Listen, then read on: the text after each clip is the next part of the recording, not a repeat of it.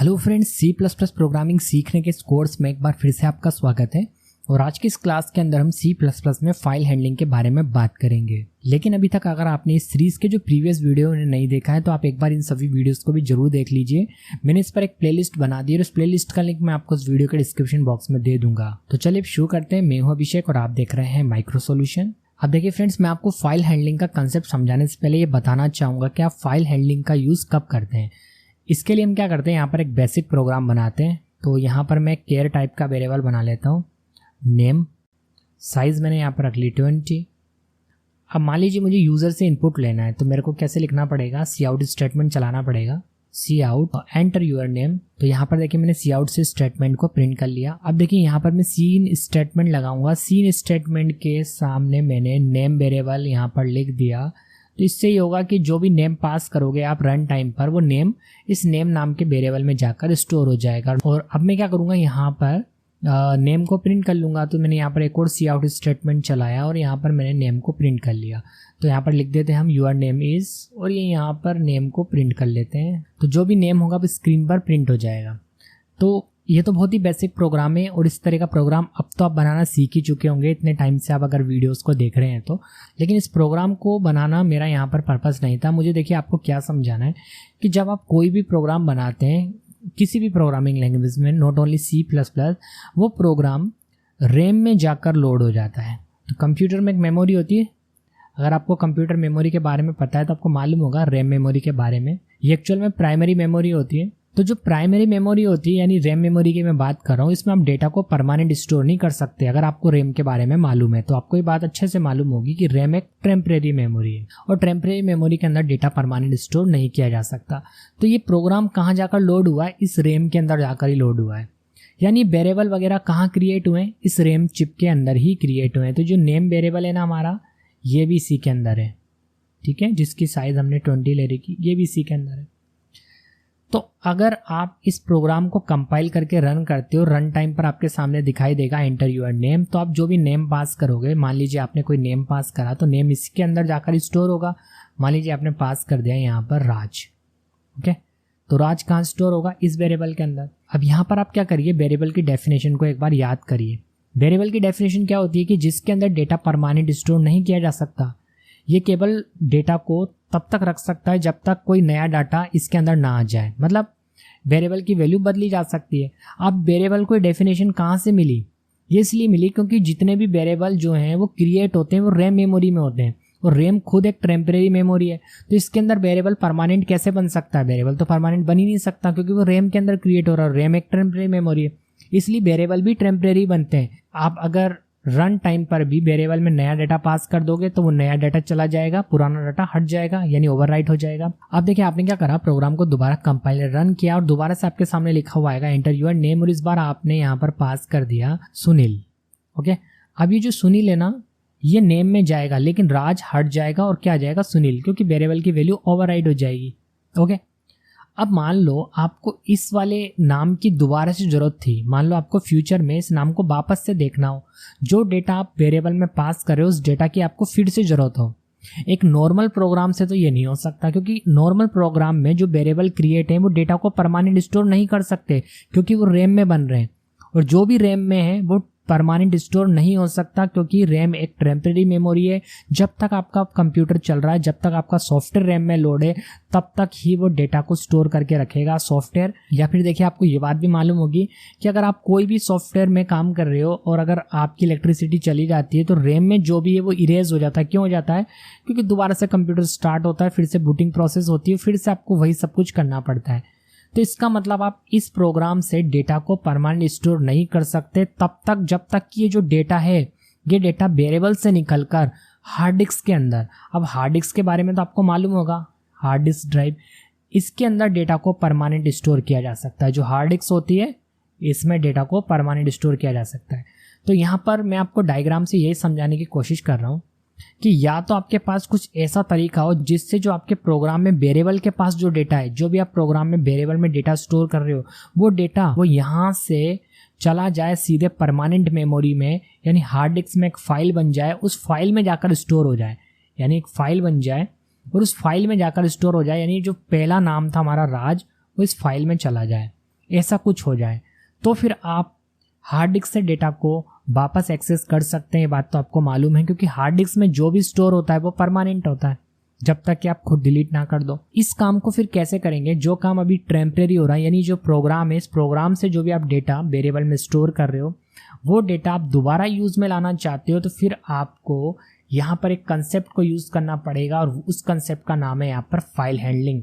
इस file handling concept की help से ही हम क्या करेंगे, रैम में जो वेरिएबल आपने क्रिएट करें प्रोग्राम के अंदर उनसे डेटा को निकालेंगे और हार्ड डिस्क में एक फाइल बनाएंगे और फाइल में स्टोर कर देंगे।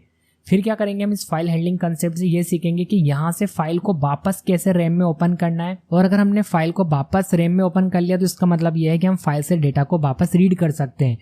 जो फाइल है वो तो हार्ड डिस्क में, और हार्ड डिस्क में जो फाइल है वो तो परमानेंट है। यानी आप क्या सीख जाएंगे इस कंसेप्ट से, जो प्रोग्राम में आपके वेरिएबल है उनमें जो भी टेम्परेरी डेटा है उसको आप परमानेंट मेमोरी में एक फाइल बनाकर स्टोर करना सीख जाएंगे, और उस फाइल को जरूरत पड़ने पर आप वापस रैम में ओपन करके रीड करना सीख जाएंगे। ठीक है, तो यह सभी काम फाइल हैंडलिंग की हेल्प से ही आप C++ में कर सकते हैं। तो हम इस क्लास के अंदर यही सीखेंगे कि इस काम को कैसे किया जाता है। ठीक है, अब यहाँ पर इस काम को करने के लिए आपको कुछ बातों को और समझना पड़ेगा। अभी मैंने आपको समझाया कि एक्चुअल में फाइल हैंडलिंग क्या होता है। अब देखिए, इस काम को करने के लिए यहाँ पर कुछ क्लासेस हैं, उन क्लासेस के अंदर कुछ फंक्शंस है और उन फंक्शंस की हेल्प से ही हम फाइल हैंडलिंग का कंसेप्ट जो है उसको यूज में ले सकते हैं।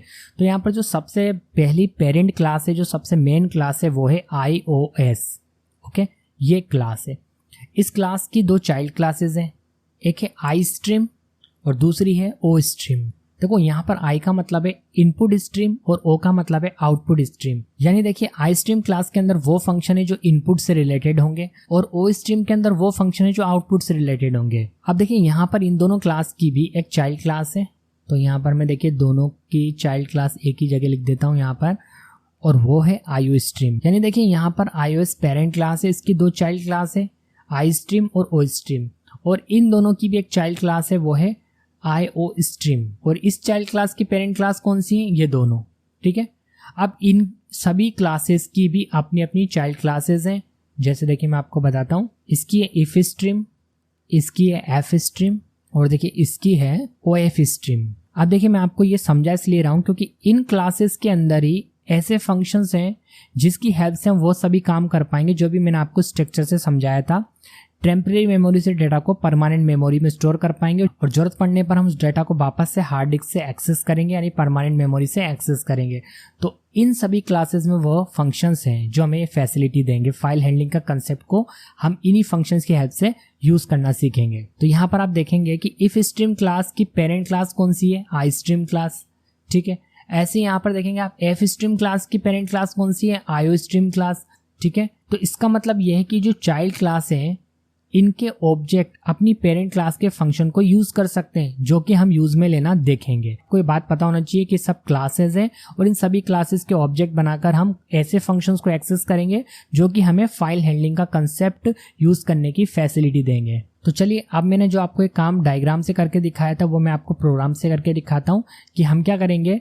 यहाँ पर एक प्रोग्राम बनाएंगे, जो डेटा हम पास करेंगे वो रैम में होगा, क्योंकि प्रोग्राम कहाँ से चल रहा होगा? रैम से चल रहा होगा, और वो डेटा कैसा होगा? टेम्परेरी। फिर हम क्या करेंगे, एक फाइल बनाएंगे हार्ड डिस्क में और उसके अंदर डेटा को परमानेंट स्टोर करके देखेंगे। पहले हम राइट करना सीखेंगे, फिर हम रीड करना सीखेंगे। ओके, तो यहाँ पर देखिए, मैंने देव C++ ओपन कर लिया और एक फाइल बना ली है, और इस फाइल का नाम है फाइल हैंडलिंग example1। ओके, और यहाँ पर मैंने देखिए बेसिक स्ट्रक्चर पहले ही टाइप कर लिया था ताकि थोड़ा सा टाइम बच जाए। अब देखिए, यहाँ पर हमें फाइल से रिलेटेड काम करना है, तो उसके लिए हमें यहाँ पर ये वाली जो हेडर फाइल है इसे लगाना पड़ेगा। एक्चुअल में एक क्लास है fstream, और यहाँ पर आपको मालूम होगा कि देव C++ में जो C++ की हेडर फाइल्स हैं उनके आगे .h नहीं आता है, तो यहाँ पर हमने fstream के आगे भी .h नहीं लगाया है। ठीक है, तो fstream तो हमें यहाँ पर यूज़ करनी ही पड़ेगी हेडर फाइल, उसके बाद ही हम आगे की क्लासेस का यहाँ पर ऑब्जेक्ट बना पाएंगे। अब देखिए, यहाँ पर मैं मेन फंक्शन में क्या करूंगा, मेन फंक्शन की बॉडी में क्लास यूज करने वाला हूँ। क्लास का नाम है ofstream। ठीक है, और इसका एक ऑब्जेक्ट बनाऊंगा fout। मैंने इसका ऑब्जेक्ट बना लिया। अब देखो, मैंने ofstream क्लास का ये ऑब्जेक्ट क्यों बनाया। अब मुझे क्या करना है कि फाइल बनानी है हार्ड डिस्क में और उसके अंदर डेटा को राइट करना है। एक्चुअल में जो आउटपुट मॉनिटर की स्क्रीन पर आ रहा था उस आउटपुट को अब मुझे फाइल में राइट करना है। मॉनिटर की स्क्रीन पे नहीं दिखाना, उसे मुझे कहाँ राइट करना है, फाइल के अंदर। तो इसलिए यहाँ पर ऑफ स्ट्रीम क्लास का ही ऑब्जेक्ट बनेगा, क्योंकि ऑफ स्ट्रीम क्लास के अंदर वो फंक्शन है जो हमें फाइल बनाने में हेल्प करेगा। इसलिए हमें यहाँ पर ऑफ स्ट्रीम क्लास का ऑब्जेक्ट बनाना पड़ेगा जब हमें नई फाइल क्रिएट करनी है और उसके अंदर डेटा राइट करना है। तो एफ आउट हमने ऑब्जेक्ट बना लिया। अब यहाँ पर देखिए हम क्या करेंगे, एफ आउट से ऑफ स्ट्रीम क्लास का एक फंक्शन कॉल करेंगे। तो एफ आउट क्या है, ऑब्जेक्ट है किस क्लास का, ऑफ स्ट्रीम क्लास का। तो ऑब्जेक्ट अपनी क्लास का फंक्शन एक्सेस कर सकता है। तो यहाँ पर हमने डॉट लगाया और देखो बहुत सारे फंक्शन अवेलेबल हो गए। ये केवल देव C++ में ही होता है, अगर आप टर्बो C++ यूज़ कर रहे हो तो ऐसा आपको नहीं मिलेगा देखने के लिए, आपको पूरा टाइप करना पड़ेगा। बट मैं यहाँ पर पूरा ही टाइप करूँगा, डोंट वरी। तो यहाँ पर अब मैं क्या करूँगा, एक फंक्शन कॉल करूँगा जिसका नाम है ओपन। और ओपन फंक्शन 2 आर्ग्यूमेंट लेता है वैसे तो, बट फिलहाल मैं एक आर्ग्यूमेंट यहाँ पर पास करूँगा और आर्ग्यूमेंट क्या होगा यहाँ पर, फाइल का नाम। अब देखिए डबल इन्वर्टेड कोमा के अंदर मैं यहाँ पर फाइल का नाम दूंगा जिस नाम से मुझे फाइल क्रिएट करनी है। तो यहाँ पर मैं लिख देता हूँ demo.dat यानी डेटा फाइल। ओके, अब आप चाहे तो यहाँ पर अपनी पूरी फाइल का पाथ दे सकते हैं। जैसे मान लीजिए आपको ई ड्राइव में फाइल क्रिएट करनी है तो यहाँ पर आप पूरा लिख दीजिए ई ड्राइव कोलोन लगाकर जो भी फाइल का आप पाथ देना चाहें। और अगर हम ऐसे लिखते हैं तो जिस फोल्डर के अंदर हमारा ये प्रोग्राम सेव होगा उसी फोल्डर के अंदर ये फाइल क्रिएट हो जाएगी डेमो नाम से। तो हमने क्या करा, एफ आउट ऑब्जेक्ट से ओपन फंक्शन को कॉल करा। अब ये ओपन फंक्शन क्या करता है, ये ओपन फंक्शन अगर इस नाम से कोई फाइल नहीं है तो एक फाइल को क्रिएट कर देता है। तो जिस लोकेशन पे हमारा ये प्रोग्राम सेव होगा उसी लोकेशन पर ये डेमो नाम से एक फाइल को बना देगा। कौन, ओपन फंक्शन। तो यहाँ पर एक नई फाइल क्रिएट हो जाएगी। अब मैं एंटर करता हूँ। ओके, इससे पहले सेमीकोलन लगाना जरूरी है, तो यहाँ पर सेमीकोलन लगा देता हूँ। देखो फाइल तो क्रिएट हो गई। अब फाइल के अंदर मुझे कुछ राइट करना है। तो फाइल के अंदर राइट कैसे करेंगे, उसके 2 तरीके हैं। तो यहाँ पर हम लिखेंगे एफ आउट। अब एफ आउट ऑब्जेक्ट के बाद हम चाहें तो यहाँ पर डॉट ऑपरेटर लगाकर फंक्शन कॉल कर भी राइट कर सकते हैं और चाहे तो ऐसे भी कर सकते हैं। अब ऐसे कैसे कर पा रहे हैं, देखो मैं आपको एक बात समझाता हूँ। आपने सी आउट यूज़ करना सीखा है, इसकी जगह आप देखो यहाँ पर मानो कि सी आउट है, ऐसे मान लो कि यहाँ पर सी आउट लिखा हुआ है। सी आउट के बाद आप डबल इन्वर्टेड कोमा में टेक्स्ट लिखते हैं और वो टेक्स्ट कहाँ शो हो जाता है, मॉनिटर की स्क्रीन पर। यानी जो ये सी आउट ऑब्जेक्ट है ये क्या करता है, ये जो भी आप इसके अंदर स्ट्रिंग पास करते हो वो स्ट्रिंग को मॉनिटर की स्क्रीन पर डिस्प्ले कर देता है, यानी मॉनिटर की स्क्रीन पर डिस्प्ले करने के लिए बना है। तो अभी आपको क्या करना है, जो आप यहाँ पर टेक्स्ट यहाँ से पास करो वो मॉनिटर की स्क्रीन पे ना जाए, यानी वो टेम्परेरी ना रहे, वो परमानेंट फाइल में स्टोर हो जाए। और कौन सी फाइल में, डेमो नाम की इस फाइल के अंदर स्टोर हो जाए। अब देखिए इसका मतलब ये हुआ कि जो एफ आउट है वो भी डायरेक्ट जो फाइल है उसके अंदर राइट कर सकता है। जब सी आउट इंसर्शन ऑपरेटर के बाद आप जो लिखते हो उसके अंदर आप जो भी टाइप करते हो तो वो मॉनिटर की स्क्रीन पर डिस्प्ले कर सकता है। तो एफ आउट डायरेक्ट फाइल में राइट कर सकता है। तो यहाँ पर हम देखिए क्या करेंगे, एफ आउट जो हमने ऑब्जेक्ट बनाया ऑफ स्ट्रीम क्लास का वो हमने यहाँ पर यूज़ किया। उसके बाद हमने इंसर्शन ऑपरेटर लगाया और इसके बाद हमने डबल इन्वर्टेड कोमा के अंदर जो हमें फाइल में राइट करना था वो हमने डायरेक्ट लिख दिया। तो यहाँ पर मैं एग्जांपल के लिए लिख देता हूँ वेलकम टू C++। तो यहाँ पर जो वेलकम टू C++ लिखा है ये फाइल के अंदर राइट हो जाएगा। तो इस तरह से हम ऑफ स्ट्रीम क्लास का ऑब्जेक्ट बनाकर फाइल में राइट कर सकते हैं। सबसे पहले हमने क्या करा, ऑफ स्ट्रीम क्लास का ऑब्जेक्ट बनाया, फिर हमने ओपन फंक्शन से फाइल को क्रिएट करा। तो ये उसी लोकेशन पे फाइल क्रिएट हो जाएगी जिस लोकेशन पर हमने इस प्रोग्राम को सेव किया होगा।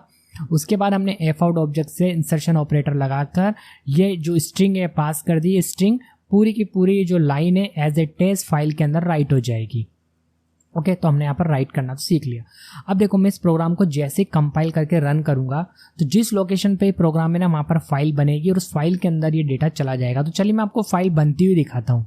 तो यहाँ पर देखिए एक फोल्डर है C++ प्रोग्राम के नाम से और इसके अंदर सभी प्रोग्राम से C++ के, और ये प्रोग्राम भी इसी फोल्डर में सेव है।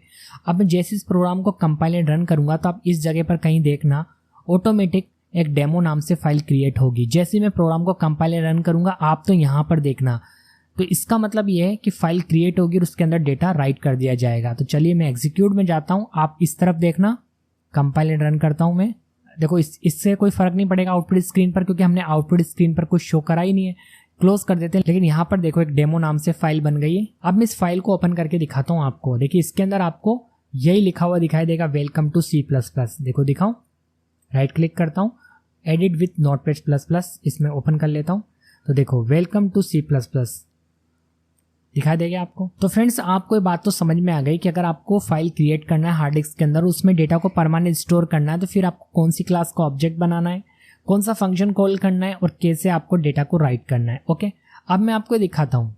अभी देखो हमने क्या करा, एक बार हम डायग्राम पे चलते हैं। तो देखिए मैंने वापस से इसी फाइल को ओपन करा और यहाँ पर मैं आपको डायग्राम से समझाना चाह रहा हूँ कि अभी हमने जो सीखा है वो केवल इतना सा सीखा है कि रैम से डेटा को हमने हार्ड डिस्क में एक फाइल बनाकर स्टोर करना सीख लिया। तो यहाँ पर फाइल का नाम क्या है हमारा, डेमो।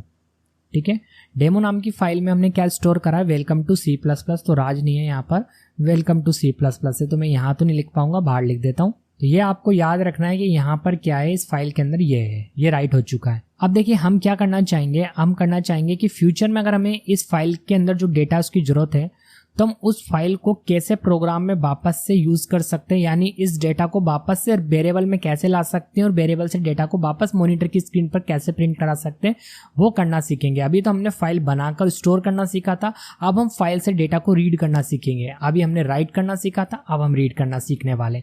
तो उसके लिए देखिए हम क्या करेंगे, तो यहाँ पर देखिए मैं वापस से देव सी प्लस प्लस में आ गया हूँ। यहाँ पर देखिए ये जो कोड लिखा हुआ है इसे मैं कमेंट बना देता हूँ। कमेंट में इसलिए बना रहा हूँ क्योंकि जो कोड लिखा हुआ है यहाँ पर ये फाइल को क्रिएट करने का और उसमें डेटा को राइट करने का कोड है।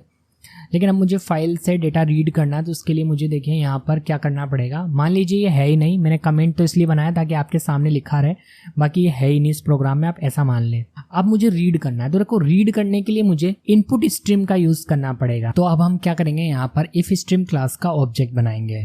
तो यहाँ पर मैंने एफ इन ऑब्जेक्ट बना लिया। ठीक है, मुझे क्योंकि फाइल से इनपुट लेना है। अब देखो यहाँ पर मैं एक वेरिएबल और बनाऊंगा केयर टाइप का ch, और ये वेरिएबल मैं इसलिए बना रहा हूँ क्योंकि देखिए फाइल से जो मैं डेटा को रीड करूंगा वो डेटा मैं कहीं ना कहीं वेरिएबल में पहले स्टोर करूंगा, तभी तो मैं मॉनिटर की स्क्रीन पर डिस्प्ले कर पाऊंगा। तो यहाँ पर पहले मैं क्या करूंगा, फाइल से डेटा रीड करता जाऊंगा और ch में स्टोर करता जाऊंगा और ch से मैं डेटा को स्क्रीन पर डिस्प्ले करके आपको दिखाता जाऊंगा। इसलिए यहाँ पर मुझे एक वेरिएबल की रिक्वायरमेंट थी जो कि मैंने यहाँ पर केयर टाइप का बना लिया। ठीक है, अब देखो यहाँ पर जो हमने ऑब्जेक्ट बनाया ना एफ इन, इससे हम कॉल करेंगे ओपन फंक्शन को। तो यहाँ पर मैंने ओपन फंक्शन कॉल किया और ये जो ओपन फंक्शन है ये फाइल को ओपन करेगा रीड करने के लिए। और जो हमने ऑफ स्ट्रीम क्लास के एफ आउट ऑब्जेक्ट से ओपन फंक्शन कॉल करा था उसने फाइल को क्रिएट करा था। ठीक है, तो यहाँ पर इस फंक्शन से फाइल ओपन हो जाएगी, लेकिन इस फंक्शन को एज ए आर्ग्यूमेंट उस फाइल का नाम आपको पास करना पड़ेगा जिसे आपको ओपन करना है। तो यहाँ पर मैंने डबल इन्वर्टेड कोमा के अंदर फाइल का नाम पास कर दिया डेमो, क्योंकि डेमो को ही मुझे ओपन करना है और इसका एक्सटेंशन मैंने बता दिया। यहाँ पर सेमीकोलन लगाया बाहर और मैं एंटर करके नीचे आ जाता हूँ। अब देखिए यहाँ पर फाइल तो ओपन हो गई, लेकिन अब मैं क्या करूँगा, फाइल से डेटा को रीड करूँगा।